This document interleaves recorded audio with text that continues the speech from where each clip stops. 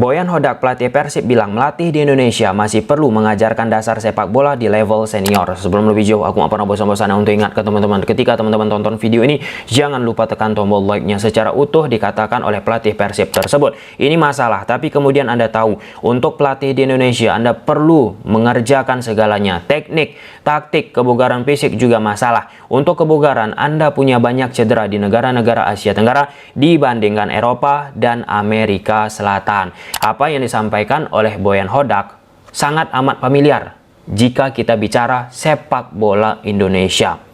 Pelatih timnas Indonesia sudah silih berganti sampai timnas Indonesia dilatih oleh Coach STY sebelum dilakukan pergantian menuju Patrick Kluivert. Masalah basic dasar di dunia sepak bola menjadi persoalan timnas. Ini masuk ke timnas level senior, yang harusnya hal tersebut tidak boleh terjadi lagi. Oleh karenanya, dengan datangnya pemain diaspora, pemain-pemain yang merasakan iklim pembelajaran, pembinaan di sepak bola Eropa yang secara kualifikasi teman-teman tentu mumpuni, bisa mengeliminasi apa yang terjadi di timnas Indonesia, apa yang tertinggal dari timnas Indonesia untuk menghadapi negara-negara yang secara perkembangan sepak bolanya, secara struktural manajemen sepak bolanya lebih baik ketimbang Indonesia. Oke, kita masuk ke poin pertama. Belum lama ini teman-teman, aku datang langsung turun gunung menuju SSB, tempat Egy Maulana Fikri menimba ilmu sepak bola. Itu ada di kota Medan. Pertama, aku menjumpai pelatih yang ada di SSB tersebut. Tentu pelatih tersebut sudah memiliki lisensi.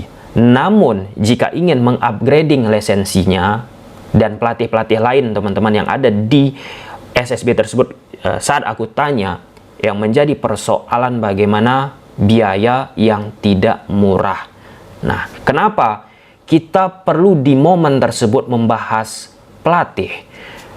Untuk menciptakan pemain bagus, untuk mengajarkan teknik dasar sepak bola dan lain sebagainya, taktik, pemahaman, maka dibutuhkan pelatih yang baik, yang mempunyai lisensi kepelatihan.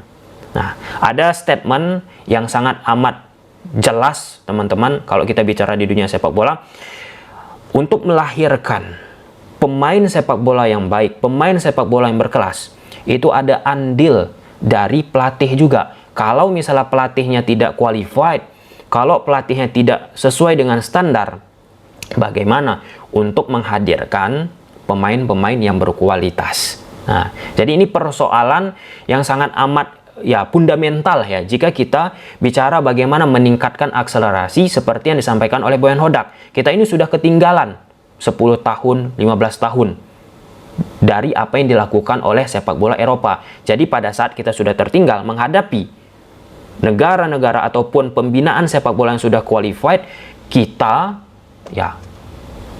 gapnya lebar di atas lapangan, dari melakukan passing, dari melakukan kontrol, dari melakukan crossing. Nah, yang pernah menjadi pelatih Persib teman-teman, Jojovic ataupun Kokovic, lupa aku namanya, pada saat ia menjadi pelatih Persib Bandung, pertama kali juga mengajarkan passing, teknik dasar, crossing, itu terus berulang kali.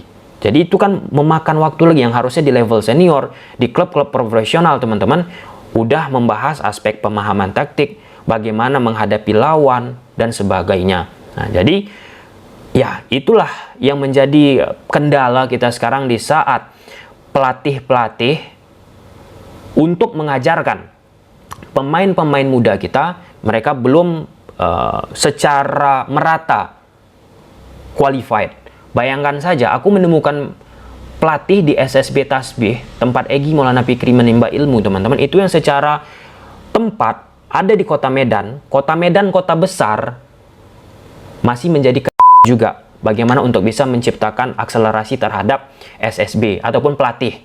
Nah, bayangkan saja kalau kita turun ke daerah-daerah lagi. Nah, aku juga mempunyai kesempatan, teman-teman, pernah ke Danau Toba di daerah Sumatera Utara lagi. kembali mengunjungi beberapa anak-anak yang melakukan pembelajaran terhadap teknik dasar sepak bola. Apa yang terjadi di situ? Pelatihnya, aku bukan bilang nggak pas lah ya, nggak cocok lah ya. Pelatihnya merupakan guru olahraga yang tidak mempunyai lisensi kepelatihan. Nah, di atas lapangan, menu-menu yang ditampilkan pun sudah tidak sesuai dengan arah yang diberikan oleh PSSI. Kalau kita bicara filosofi, nah, dari PSSI kan mengeluarkan filosofi Villanesia. Nah, SSB pun biasanya kalau misalnya sudah memiliki standar, teman-teman, mengadopsi juga apa yang sudah dikeluarkan oleh PSSI. Dalam arti kata, filosofi Villanesia tadi. Nah, di SSB Tasbih, saat aku bertanya kepada pelatih-pelatih tersebut, teman-teman, ada kita buat videonya, yaitu tadi mereka juga mengadopsi apa yang dikeluarkan oleh PSSI sehingga ke atas-atasnya nanti bisa secara linear berjalan. Pemahaman pemain pun bisa mereka aplikasikan di atas lapangan. Nah, jadi kita kembali ke Danau Toba tadi, ke daerah Sumatera Utara, teman-teman. Di situ pun pelatih tidak mempunyai banyak lah ya lisensi. Ya, walaupun Ketum PSSI Pak Erick Thohir sudah bilang, sudah mencoba melakukan akselerasi terhadap pelatih yang memiliki lisensi sertifikat, teman-teman, namun pada dasarnya itu masih kurang. Masih kurang. Sederhana aja, teman-teman yang nonton video ini, yang mungkin ada dari daerah, lihatlah lingkungan sekitar. Misal ada SSB, teman-teman, beda ya kalau misalnya kita bicara SSB internasional ya. Terlepas dari SSB internasional, lihat pelatihnya gimana, memiliki lisensi atau bagaimana. Dan kan muncul sebuah anekdot, teman-teman, pelatih penjas.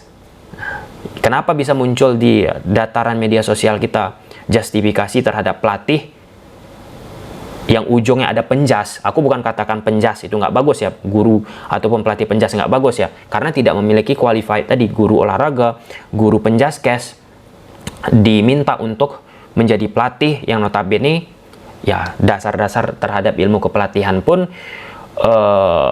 di atas kertas tidak mempunyai sertifikat. Nah, itu yang pertama, kita masalah di pelatih. Nah, jadi nggak merata untuk bisa memberikan pembinaan yang baik. Kemudian yang kedua, masalah infrastruktur. Tempat Egy Maulana Fikri SSB-nya ini tadi, teman-teman, lapangan yang mantul-mantul. Bayangkan, sekelas pemain timnas Indonesia lahir dari tempat lapangan yang tidak prima. Nah, kenapa lapangan itu penting? Kalau misalnya mau mengaplikasikan teknik dasar tadi, maka akan sangat sulit. Kita passing, mantul-mantul bolanya kayak mana, kontrol bagus. Nah, multidimensi akhirnya. Di kota Medan itu, bos. Bayangkan. Kita nggak kebayang lagi kalau misalnya di lain daripada kota Medan, di daerah-daerah lagi, lebih terpelosok lagi. Luar biasanya, teman-teman. Kadang kita menemukan pemain-pemain yang fantastis itu malah di pelosok, yang secara infrastruktur, secara pelatihan tidak bagus ataupun belum mumpuni. Nah, itu apa artinya? Itu bakat lagi. Bakat jika dikombin dengan pelatihan yang bagus, kemudian lapangan bagus, luar biasa potensi sepak bola Indonesia. Aku bukan katakan tidak setuju dengan mencari pemain diaspora, aku setuju, teman-teman. Tetapi ya, apa yang disampaikan oleh Boyan Hodak tadi, teman-teman, ataupun pelatih-pelatih timnas kita, pelatih-pelatih asing yang datang ke Liga Indonesia, teman-teman, mengatakan demikian juga. Untuk bisa meningkatkan, melakukan akselerasi, ya hal-hal pembinaan infrastruktur itu harus memang diperbaiki. Peningkatan terhadap aspek pelatih harus diperbaiki. Di level timnas Indonesia, kita sudah melihat ada pemain diaspora upgradingnya sangat amat luar biasa, bisa menghadapi, bisa bersaing dengan negara-negara yang secara kualitas kultur sepak bola oke dari tahun ke tahun. Tapi yang menjadi kendala kita saat level klub Liga Indonesia yang banyak tentu diisi oleh pemain-pemain lokal bermain di level yang lebih tinggi, gapnya itu ada, gapnya itu lebar, kelihatan masalah basic dasar, teknik passing dan lain sebagainya, teman-teman, kebugaran, kita ketinggalan.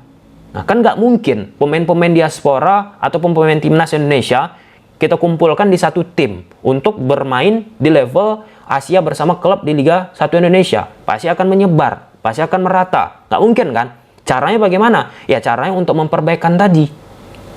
Nah, dengan pelatih nggak qualified, yang ujung-ujungnya apa? Disuruh latihan fisik doang.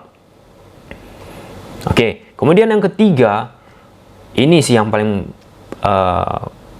penting teman-teman. Saat kita mendatangi SSB, terjun teman-teman ke bawah, ada elemen intervensi juga terhadap pelatih-pelatih tersebut ataupun SSB tersebut kalau atau harus dimainkan pemain dari wali murid tersebut.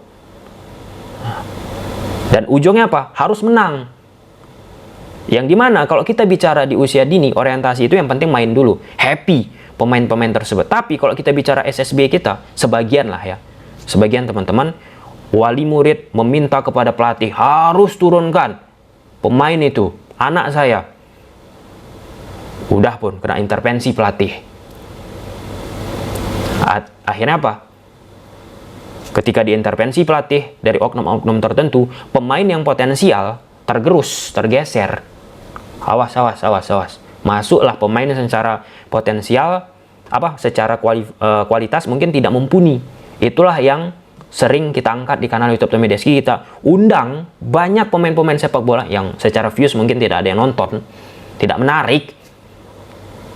Tapi nggak apa-apa, secara views tidak banyak nonton, di mana pemain-pemain yang secara kualitas di SSB bagus terdepak karena intervensi-intervensi tadi. Nah, dan yang terakhir, keempat teman-teman, aku bertanya juga ketika turun ke SSB Tasbih terhadap anak usia dini, apakah dengan banyak pemain diaspora sekarang ini merasa terancam? Dan SSB lainnya yang aku turun, yang aku datangi teman-teman, terlepas mungkin ada teman-teman pun bertanya kepada SSB yang teman-teman datangi, apakah ada terpengaruh dengan pemain-pemain diaspora yang datang? Malah itu memotivasi daripada pemain-pemain SSB untuk bisa meningkatkan ilmunya, meningkatkan kemampuannya secara teknik dasar, pemahaman taktikal, dan lain sebagainya. Yang kita harapkan apa? Dari saat ia mendapatkan sebuah idola di level timnas tersebut, bisa memperbaiki dirinya, baik itu secara pemahaman, secara individu, perihal apa? Menjaga kebugaran, menjaga fisik tadi. Yang itu pun kendala bagi sepak bola kita. Kendala bagi, seperti yang disampaikan oleh STY, saat selalu ia memanggil pemain kita gabung ke timnas, fisik menjadi kendala. Nah, kenapa role model itu penting bagi anak-anak usia dini teman-teman? Ya, jika tidak punya role model secara spesifik untuk bisa memperbaiki gaya hidupnya, memperbaiki pola makannya teman-teman, ya bisa-bisa saja pasti dikontrol orang tua. Tetapi biasanya role model itu akan lebih cepat untuk mengakselerasi, untuk bisa menciptakan situasi fisik yang lebih profesional. Memang banyak kendala-kendala lainnya, tetapi itu beberapa aspek yang sangat amat krusial untuk bisa merubah apa yang sedang terjadi di sepak bola Indonesia. Gimana menurut teman-teman? Silahkan tulis di kolom komentar. Bye.